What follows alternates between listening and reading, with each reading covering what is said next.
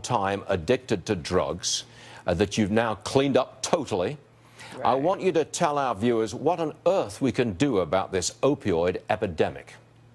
Well, you're absolutely right, Stuart. I was addicted to drugs some 30 years ago, living a very reckless life. And after a Christian conversion, I totally changed my life. And as you mentioned, today I run a policy institute here in Washington, D.C., Urban Cure, where we explore market-based solutions to fight poverty and to address some of these social and cultural questions. What we do know, and what the Congress needs to hear loud and clear as they're looking at legislation about this very, very tragic affair in our country today, what we do know is that it is not the federal government's job to fund the private decisions of individuals. It's the federal government's job to protect those individuals. So that means that we need to protect our borders, but it also means that we have to be concerned about the messaging that comes out from Congress through laws. I mean, this insistence right now to where we are flooding our society with laws that increase moral relativism is a big part of the problem. So wait a minute, are you saying, look, you do this stuff, you take these drugs illegally, we're going to punish you?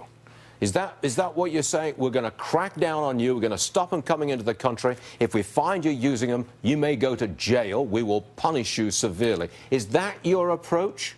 Well, we don't necessarily have control over them coming into the country. As you know, much of this is being purchased now on the internet. But what we do have to have are situations in place, our charity organizations in place that have the opportunity to get engaged when people fall into these types of moral crises. That's why we want things like charity tax credits. We have $900 billion we now spend on these anti-poverty welfare programs, which includes all of our nonprofit organizations and how they approach these social questions. This is in the private sector. So what you do as answers, you allow taxpayers to dollar for dollar fund these groups instead of the federal government trying to do it through grant programs. Grant programs do not work, and the Senate knows that, the House knows that, and yet there's this insistence from the left that that's how they want to do this. I just want to get some clarity here. You want the private sector, private charities, to take care of this problem or help remediate this problem. They've always done that. In fact, if you look at what's happened with the individuals who are not dying, they're going to get their help, including people like myself.